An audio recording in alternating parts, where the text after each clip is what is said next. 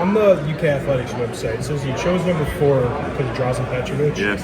You kind of talked about where that came from and what he means to you as a fellow Croatian American. I mean, obviously, I didn't watch him play because. Well, yeah. Yeah, but there he's like a legend. He's, in many people's opinion, the best European player of all time. And just my father, he played for Cibona when Drazen was there, so he like rebounded for him when he was a child.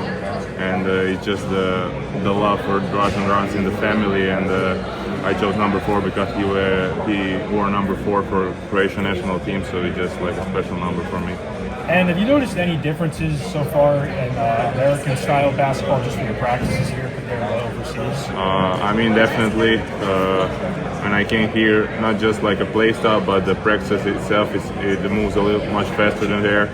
It's more physical than there. I mean, our practices are like, I don't know, hour, 2 hours, doesn't matter, but we don't have any like pauses, stops. We just go from one practice to another, and it just moves at really high pace. So, but I always like high pace plays. I'm a high pace player, so it doesn't like bother me. It's different than there. And is there like a real difference in college basketball and like using a floater ball, like for a shooter? In my opinion, this ball is better.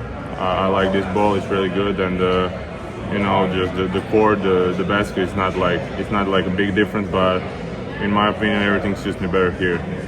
Thanks, man. No problem. See you soon. I saw you say in another interview that you instantly committed whenever Mark Pope called.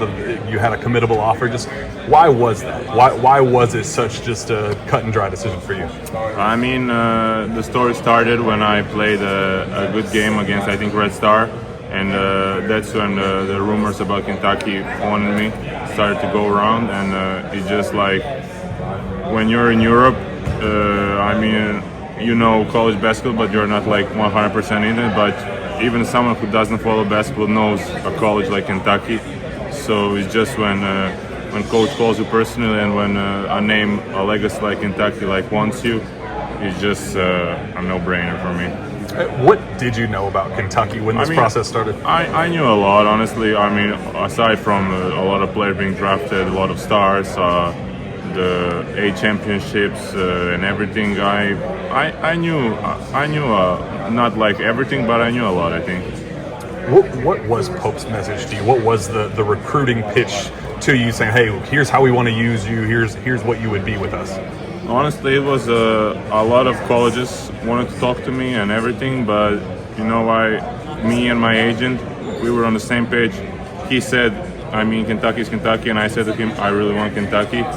And it just, when Mark Pope called me, we were on the same page from the first second. It was just, he said, look, you really suit our style of play. I want you here. It's just, do you want to be here? And I'm like, yes, I really want to commit to you. And he just said, well, tell your agent that, and I did. And it was like a really 7-8 minute simple call. We were just on the same page, as I said, from the beginning. Have you talked to Z at all about this and just what that process was for him? I started following college basketball really, and of course Kentucky when Z went to college. I mean, he was like a first Balkan European player who went to a really legendary college like Kentucky, and it was a big deal when he did. So obviously I was in contact with him when he was playing here. I was in contact with him when he was playing for Arkansas, and now so he's like, a lot of people know him. He's been helping me. He's been telling me, and he always has a lot of love here. He always says of all the places I like it the most here. So he's gonna instantly when I committed, he sent me a message. It wasn't like congratulations. It was just you will have a great time there. Just that.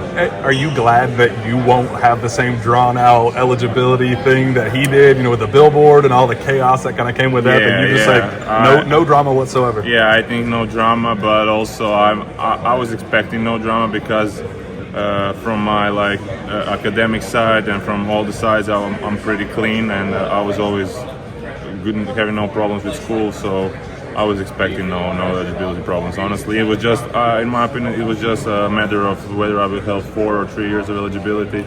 So, but I knew I'll play from the game one.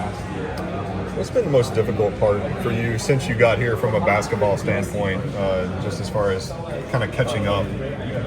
Honestly, the regular, like the real preseason started last week, so this is like I don't know, second or third week, I'm not sure.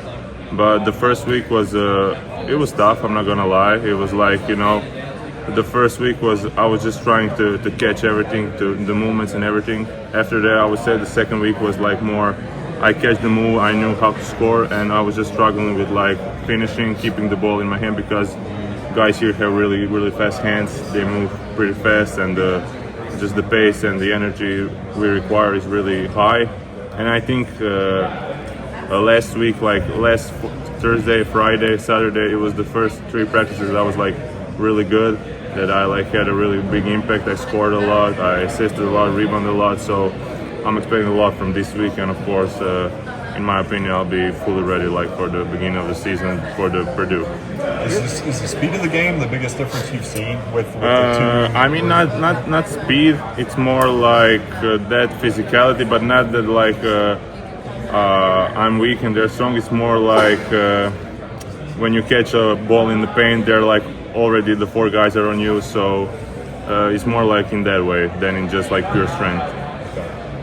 What was the conditioning like for you when you got here? I mean, honestly, since I didn't know when will I come, I trained like for real all summer, and like everyone said, you can ask other guys. I came here in really good shape, and conditioning-wise, running-wise, I was really good.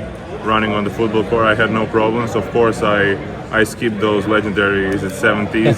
Yeah, they didn't make me do that, but I think conditioning, running-wise, I'm really at the top. Yeah. How would you compare the talent for the league that you just came from to what you're experiencing every day in practice? I mean, the interesting part here is like back home, we had like in a regular European Adriatic League team, there is like one player who is like perspective, and the other guys are like, I don't know, some older guys that are ending their careers, some middle-aged guys that like are here just now. And here it's for real, all 12 of us, 14 of us can be drafted. We are all prospects, so it's just that's crazy to be like every time you guard someone or someone guards you, that other guy is a potential draft pick and like a top-rated talent. And I also think they'll be like when we play other schools like Purdue, they'll also have, here everyone is from, I don't know, 18 to 22 years old, and everyone's dream is to be drafted, so they will all be hungry. I think that's the difference here. What's Mark Pope's coaching style compared to the coaching style over there in Europe? Honestly, he's been more like a calm, like it's friendly, but I would say here is more like they put a big like they care about our relationship with players outside the court. When I came here in my first 4 days, I was like at all coaches' house, meeting their families and everything. So I like that. Back home is it's also good, but it's a lot of yelling, But I have no problem with yelling. Yeah, I think that's the big difference. But he's like really calm. He understands basketball, and he just like positive. Even when you make mistake, he says, "I really love this, but I would love this even more if you did this." So I think we guys really appreciate it, and I think it's a better way of learning than just yelling when you made mistakes. So I think that's something I like about him. And we talked a lot about on the court, off the court. What kind of the transition's been like? I'm sure it's a complete change of scenery from Croatia to Kentucky. Just what kind of that's been like, and what's maybe something that you'd like to continue to? I mean, yeah, it's far from home, but like a city for like city, it's not a big difference, honestly. The food is like, I like the food. I mean, I was in America 2 times at like a week or 2 before, and even then I said even when I didn't knew I will come here, I said that I like the American lifestyle, the America. So I think I really like it here, and I think Lexington is a balance between like a cool modern city, but at the other hand it has like a cool countryside. So I like it here. Did Z tell you not to try out any specific food places? I mean, the one thing I knew about him is that he killed himself with the Papa John's pizza the first 2 weeks. The first 2 weeks, so he was really sick. So he said, "Don't do that." But he didn't give me any other warnings. So, yeah. Your teammates doing a good job of showing you around beyond the basketball? Oh yeah, Getting you acquainted? yeah. I really, if someone asked me like to like say one teammate who's been like the best for me, I couldn't do it because all the guys just everyone just like you want to go here, you want to go there. Let me show you this, let me show you that. Restaurants, events, everything. So they've been doing a good job introducing me to the town and to the food and tradition and everything. So yeah, that's pretty much it. It's still a little early since you got here, but have the fans started to swarm you and mob you when you go out yet? Because it's coming if they haven't yet. Yeah, I mean it's not like the whole town stops when I go out, but the fans really do come at me, and that's like that's really something important to me and really crazy to me, and I love it. Honestly, I love it. Have the guys told you what to expect Saturday with Big Blue Badness? Your kind of first introduction? Because no, like I said, honestly, things are going to change. Yeah, after that. yes, they say, but they didn't give me any introduction. So it's I'm not even asking much questions because I wanna be surprised, honestly. But when I saw that we sold out all the tickets at like 20 minutes, it just shows the dedication and love, and I can't wait for Saturday.